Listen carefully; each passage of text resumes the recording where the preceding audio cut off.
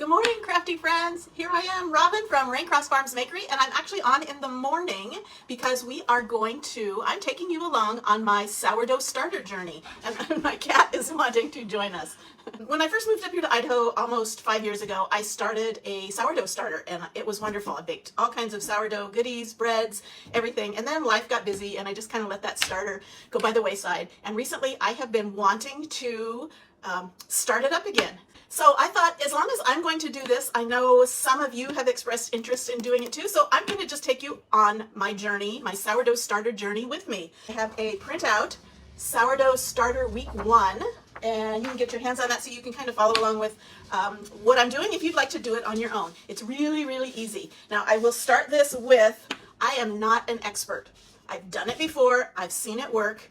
I have done some research into it, not extensive. I don't have any degrees in dietary science or anything like that, but I do have quite a bit of information, so I am not passing myself off as an expert, but I do have a bit of knowledge. So with that said, I'm going to give you a little bit of information, and if any point along the way you have any questions, I'll be happy to try and answer them. If I don't have an answer, I will go check my sources and see if I can find an answer for you.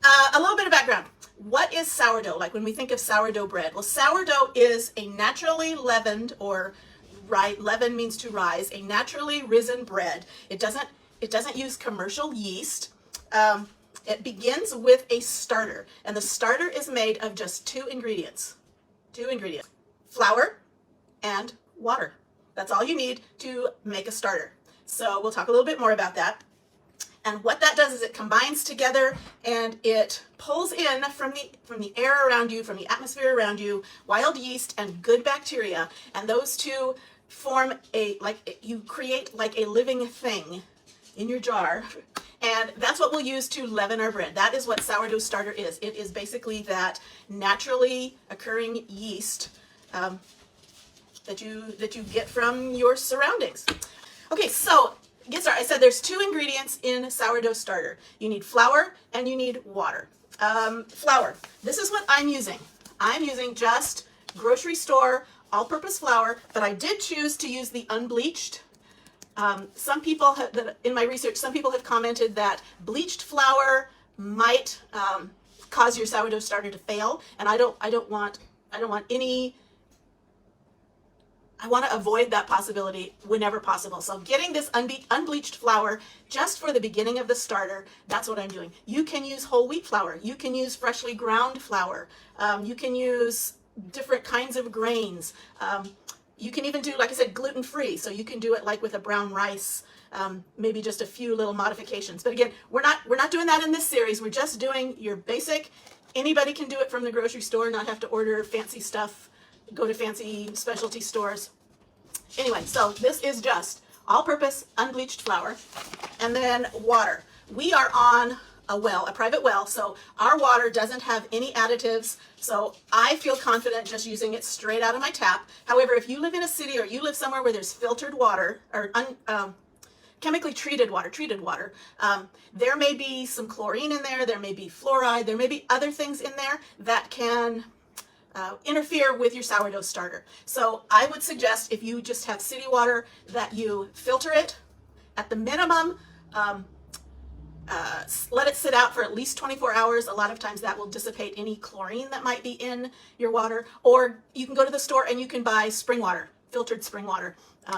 Again, when you're starting, don't do anything that could possibly cause damage. So use the best ingredients to start with.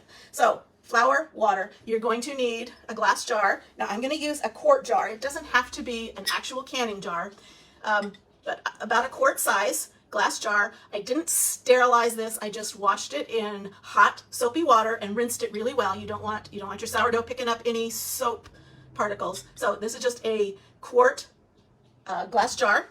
Okay, so to start your starter, the rule is equal parts of flour and water. However, let's talk about weight versus volume. Weight is how much something weighs. Volume is how much space it takes up. So when they say equal parts, you have to know what they're talking about. So a quarter cup of water is going to be heavier than this same measure of flour.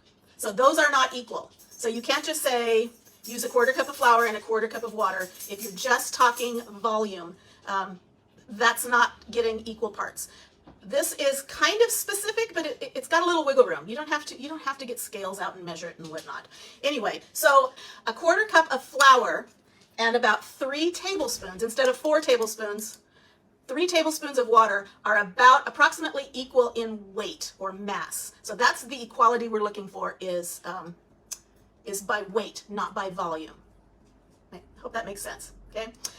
So to start this off, we're going to get our flour. We're going to get our jar. So I'm going to get my 1/4 cup of flour, and I'm going to put this in another container, but I wanted to show you the label. Anyway, 1/4 cup of flour. I'm just going to dump it in my jar. And then your water does need to be warm. So it needs to be 100-ish, 95, 100-ish degrees. Not hot, just warm, like something you would probably feed a baby bottle. Does anybody do that anymore, where you drop it on your arm? So around 100 degrees, very, very touchable, but warm to the touch. And I'm going to do 3 tablespoons of water and dump that in. Now I'm going to use a spatula, and we're just going to stir this up. And you don't worry too much about lumps and stuff, but you want to make sure that all of the flour, you don't have dry flour in there. And if it's really, really thick and pasty, you can add, a couple of splashes more of water. In fact, I'm going to do that. Okay. You want it to be a paste, but you don't want it to be a solid. I don't know. You'll get a feel for it. Okay. So I'm just mixing that up. Now scrape down your sides. That's why I like using this spatula. You want to scrape down your sides, only because that's going to dry, and this is going to dry rock hard. So scrape it down as much as you can so you don't have all those dried bits on your jar. Basically flour paste like you're making. Yeah, so that's what it looks like. It doesn't really pour because it's pretty thick. And that's it for day 1 a.m. We're going to cover it. This is how I like to do it. I have a coffee filter. So coffee filters are kind of breathable. You want it to be able to breathe. You don't want it airtight. So I take one of these, put it over the top. If you don't have coffee filters, you could take a paper towel, because that's kind of breathable. You could use some cheesecloth. You could use just like a flour sack, part of a flour sack towel. There we go. Mr. Bill found it for me. Okay. So this is how I do it. It looks cute.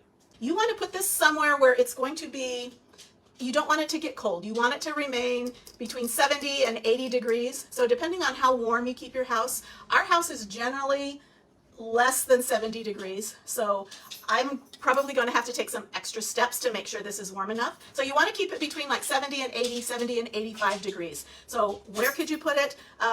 I used to put it in an oven with a pilot light. Don't turn on your oven. If you have a lamp or something that has an incandescent bulb that kind of throws off some heat, you could do that. You don't want it directly on a heat source because you don't want to cook this, but you want to keep it in a warm environment, 70 to 80 degrees. This evening I'm going to come back and I'm going to do the exact same thing. I'm going to add another 1/4 cup of flour and another 3 tablespoons of water, stir it up, scrape down the sides, and set it away so it stays warm. So I'm going to do that twice a day. So be watching our page. If you're not already following our page, you're going to want to follow so that you can see.